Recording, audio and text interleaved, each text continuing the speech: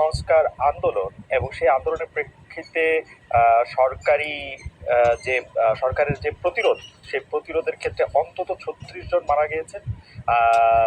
জানমালের ক্ষতি হয়েছে কত, তার সঠিক হিসাব এখন পর্যন্ত আমাদের কাছে নাই। অনেক আহত হয়েছেন, কেউ কেউ মৃত্যুর সঙ্গে লড়ছেন। এমনই এক বাংলাদেশে গতকাল রাত থেকে ইন্টারনেটের সংযোগ বন্ধ রয়েছে। কখন এই সংযোগ আসবে, ফিরে আসবে কেউ বলতে পারেন না। সবার মধ্যে এক ধরনের অনিশ্চয়তা কাজ করছে। অনেকে আশঙ্কায় আছেন, আতঙ্কে আছেন।